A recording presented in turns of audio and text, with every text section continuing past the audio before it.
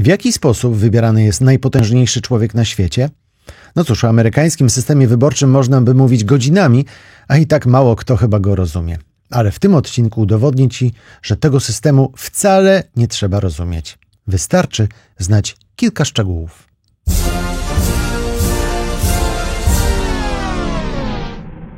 Kto wybiera prezydenta? Na podcast Świat zaprasza Wojciech Cegielski, korespondent zagraniczny Polskiego Radia.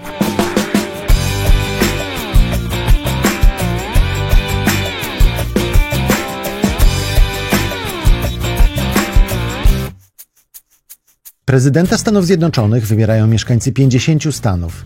Każdy z tych stanów wybiera swojego zwycięzcę, a potem te punkty są sumowane.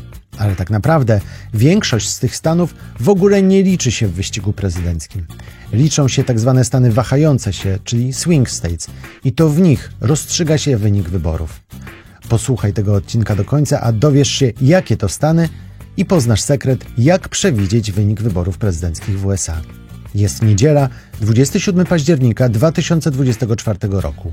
Wojciech Cegielski, zapraszam na Kto wybiera prezydenta?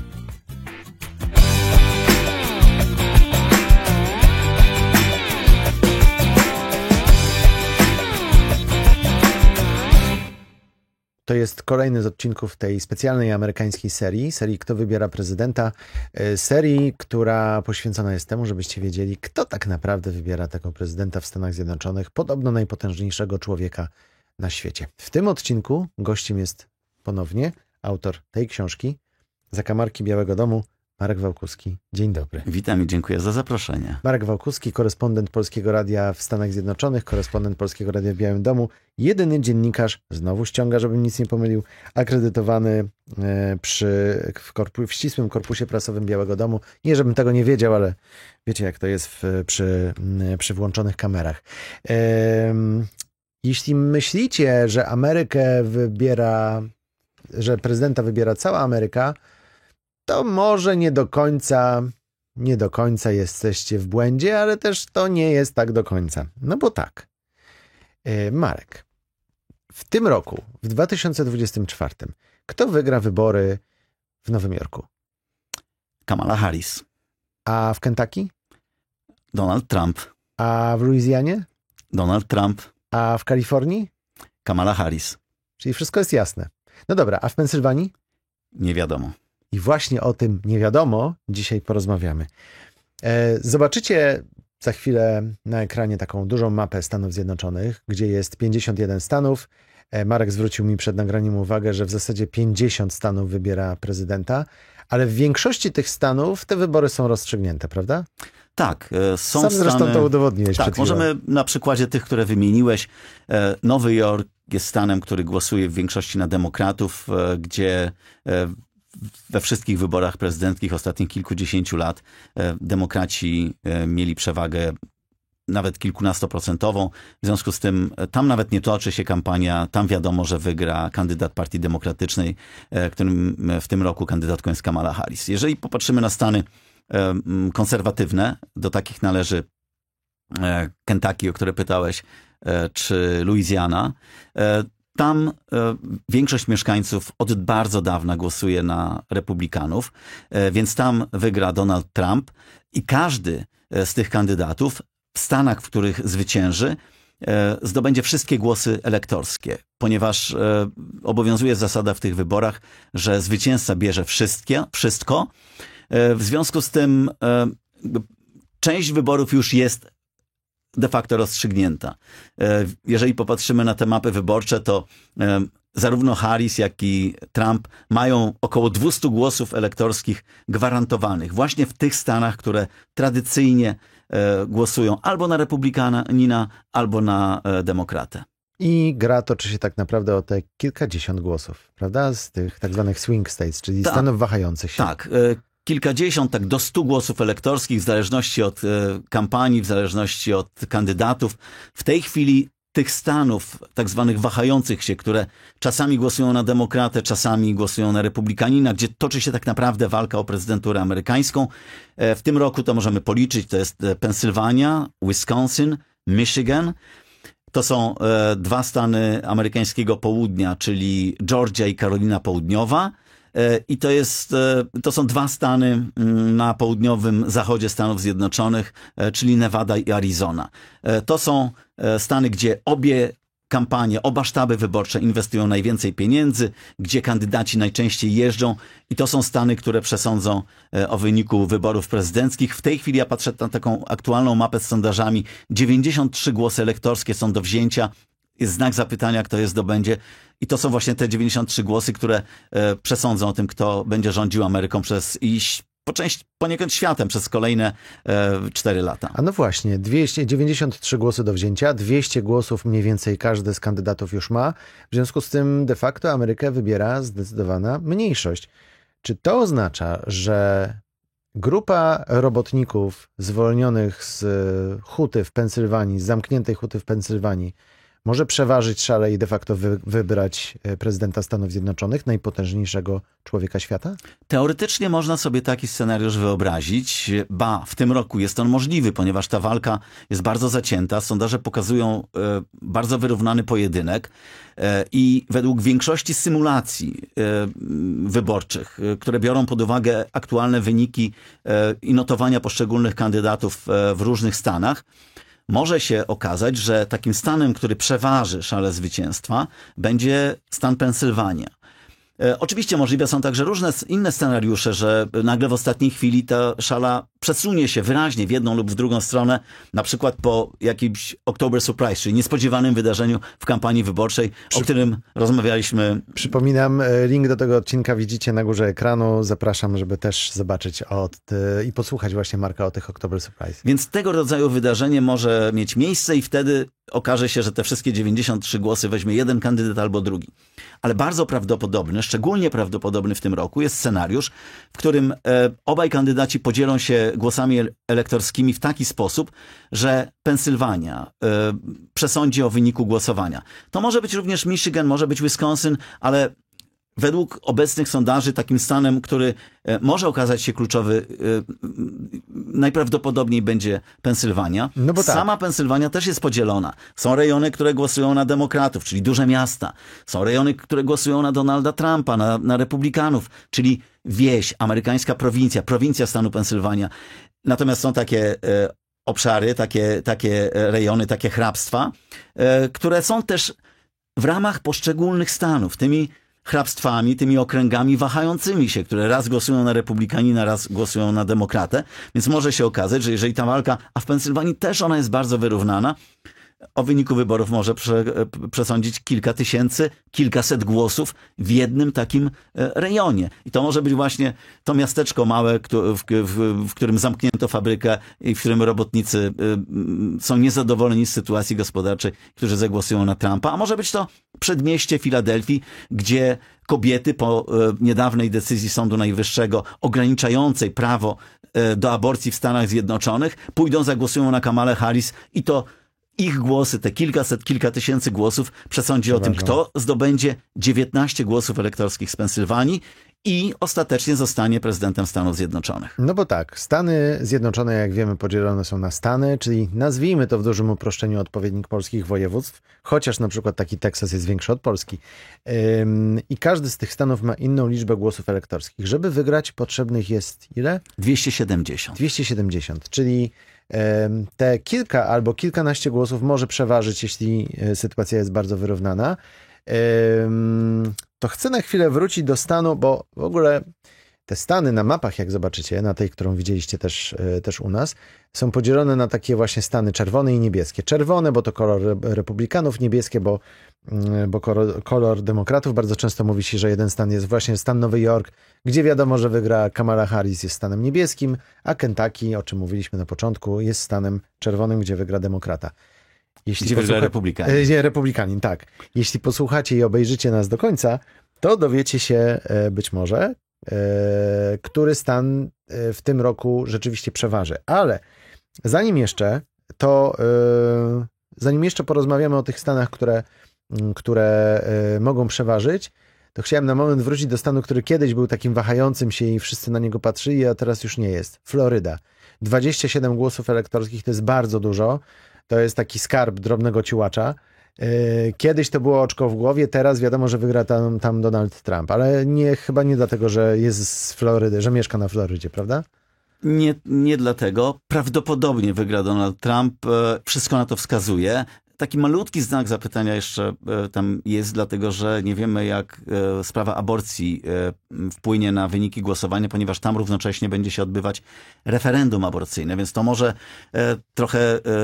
trochę zmienić dynamikę tej kampanii wyborczej, ale można z dużym prawdopodobieństwem powiedzieć, że Floryda będzie głosowała na Donalda Trumpa. On miał wyraźną przewagę nad Joe Bidenem w poprzedniej kampanii wyborczej, w poprzednich wyborach. Ja przypomnę, że to był stan, który w 2000 roku, w kampanii, w której zmierzył się George Bush z Alem Gorem, to ten stan właśnie przesądził o tym, że ostatecznie Bush został prezydentem Stanów Zjednoczonych. Zresztą pamiętamy te spory prawne, spory polityczne, które głosy mają być liczone, które głosy nie powinny być liczone, które tak naprawdę Sąd Najwyższy Stanów Zjednoczonych zdecydował ostatecznie o tym, który głos należy brać pod uwagę, a których głosów nie.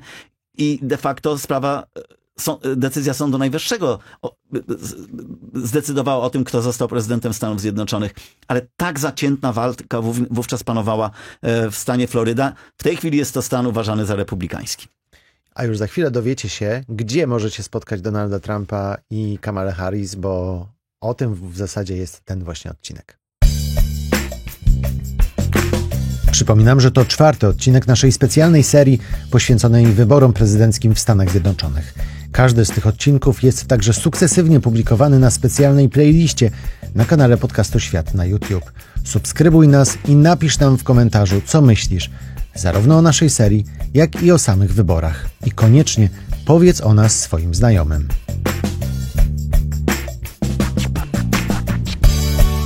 Podcast Świat możesz znaleźć na platformie podcastowej Polskiego Radia, a także na YouTube i na Spotify. A za chwilę dalszy ciąg podcastu.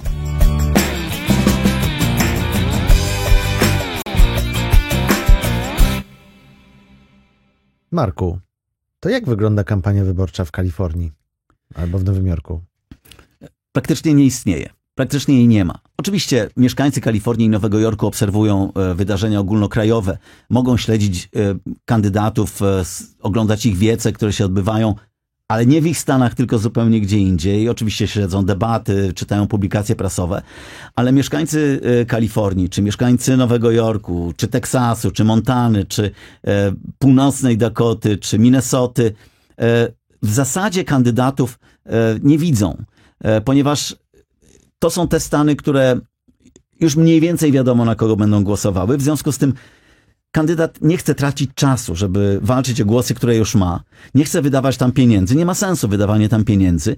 W związku z tym walka wyborcza koncentruje się w tych stanach wahających się, o których mówiliśmy, których w tym roku jest 1, 2, 3, 4, 5, 6, 7, 8, patrzę na mapę. I to są te stany, które przesądzą o wyniku wyborów, to są te stany, które odwiedzają kandydaci, to są te stany, w których można usłyszeć reklamy wyborcze. Ja mieszkam w stanie Virginia, ja praktycznie reklam wyborczych w radiu, reklam wyborczych w telewizji nie widzę, dlatego że żaden sztab nie wydaje pieniędzy na to, żeby w lokalnych stacjach telewizyjnych te reklamy puszczać, bo wiadomo, że Virginia zagłosuje najprawdopodobniej za Kamalą Harris, więc jeśli są jakieś wydatki, to na wybory do Izby Reprezentantów, do Senatu. Czasami kandydat gdzieś tam zahaczy o taki stan, jadąc do tego kluczowego. Natomiast na większości obszaru Stanów Zjednoczonych ta kampania praktycznie się nie toczy. Mhm. No dobra, to w takim razie Marek Wałkowski jest człowiekiem, który wie wszystko i wie też, które stany, jeśli oglądacie nas jeszcze przed wyborami, w tych ostatnich dniach 2, 3, 4 listopada odwiedzą Kamala Harris, Donald Trump. To możemy śmiało powiedzieć, prawda? Wiesz, gdzie będą. Tak. Nie mamy, żeby było jasne, my nie mamy ich planów opublikowanych. Ale Marek wiemy, które z zamkniętymi oczami może wiemy, powiedzieć. o które stany walczą. To jest Wisconsin, Michigan, Pensylwania, Karolina Północna, Georgia, Arizona i Nevada. To są stany, które do tej pory najczęściej odwiedzali. To są stany, które będą do końca tej kampanii odwiedzać. Oczywiście im bliżej wyborów, tym bardziej ta będą mapa w będzie Pensylwanii. tym ta mapa będzie stawała się bardziej czytelna i wyrazista. Może się okazać, że z tej 8 stanów niektóre staną się niebieskie albo czerwone. Jeżeli okaże się, że na tydzień przed wyborami któryś z kandydatów ma przewagę w sondażach 5-6 punktów procentowych, to wtedy nie ma sensu już, nie będzie już miało sensu nie będzie wydawał prowadzenie tam kampanii, straty czasu. Więc ta liczba z 8 może się skurczyć do 3-4, ale niemal na pewno wśród tych stanów, które ostatecznie będą decydować o wyniku głosowania i do których kandydaci będą jeździć na wiece wyborcze, gdzie będą się spotykać z wyborcami, gdzie będą inwestować miliony dolarów w spotkania z wyborcami, w reklamę wyborczą i tak dalej, na pewno wśród tych stanów znajdzie się Pensylwania. No więc o tej Pensylwanii na koniec chciałem porozmawiać, bo to jest chyba to, na co wszyscy czekamy. Czy Pensylwania wybierze prezydenta Stanów Zjednoczonych w 2024 roku? Na pewno będzie miała decydujący wpływ. Można sobie oczywiście wyobrazić scenariusze, że tak jak mówiłem, nie wiemy tego, co jeszcze się wydarzy, że szala przechyli się w którąś stronę i na przykład Kamala Harris z tych 8 kluczowych stanów, wahających się stanów obecnie zdobędzie 6, 7, a może nawet 8. To jest również prawdopodobny scenariusz. Możliwy jest scenariusz w drugą stronę. Natomiast najbardziej prawdopodobny scenariusz na dziś to jest taki, że wybory prezydenckie w Stanach Zjednoczonych zakończą się przewagą któregoś z kandydatów kilkunastu głosów elektorskich. I we wszystkich symulacjach Pensylwania jest tym stanem, który może zdecydować o wyniku wyborów prezydenckich. To jest stan, który ma 19 głosów elektorskich. Aż 19 głosów elektorskich. To nawet nie chodzi o ich liczbę, bo na przykład Karolina Północna ma 16 głosów elektorskich, więc nie dużo mniej. Ale uważa się, że jeśli Pensylwania zagłosuje na Donalda Trumpa, to Georgia i Karolina Północna prawdopodobnie też, bo tam Trump ma wyższe poparcie niż w Pensylwanii. Jeżeli Pensylwania zagłosuje na Kamalę Harris, to prawdopodobnie ona też 2 pozostałe stany z tego pasa rdzy, czyli dawne uprzemysłowione stany, które trochę podupadły w ostatnich kilkudziesięciu latach, kiedy przemysł przeniósł się do Chin, do Azji, że te 2 pozostałe stany, czyli Wisconsin i Michigan, również trafią do tego koszyka Kamali Harris. Więc w tej chwili największe zainteresowanie jest w Pensylwanii. Najwięcej wizyt oboje kandydaci na wiceprezydentów odbyli właśnie w Pensylwanii i bardzo prawdopodobny jest scenariusz taki, że to właśnie Pensylwania, w której zresztą mieszka dość liczna grupa Amerykanów polskiego pochodzenia, że to właśnie ten stan zdecyduje o tym, kto będzie kolejnym prezydentem Stanów Zjednoczonych. I właśnie dlatego między innymi o tym pasie rdzy, o którym Marek mówił, jeszcze opowiemy w kolejnych odcinkach podcastu, specjalnej serii podcastu Świat o kampanii prezydenckiej w Stanach Zjednoczonych i o Ameryce w ogóle, z serii Kto wybiera prezydenta. Marek Wałkuski do znudzenia pokaże tą książkę twoją, najnowszą, nie pierwszą dodajmy. Autor książki Zakamarki Białego Domu, korespondent Polskiego Radia w Waszyngtonie i korespondent Polskiego Radia w Białym Domu. Jedyny dziennikarz akredytowany w ścisłym korpusie prasowym Białego Domu był gościem tego odcinka. Dzięki piękne. Bardzo dziękuję. Wojciech Cegielski. Do usłyszenia w kolejnym odcinku i przypominam tylko, żeby nie było, że możecie nas znaleźć na platformie podcastowej Polskiego Radia, podcasty.polskieradio.pl, a także na YouTubie i na Spotify. Jesteśmy też na Facebooku, na Instagramie i wszędzie tam piszcie, komentujcie, lajkujcie i polecajcie, mówcie o nas swoim znajomym. Do zobaczenia. To był podcast Świat. Do usłyszenia w kolejnym odcinku.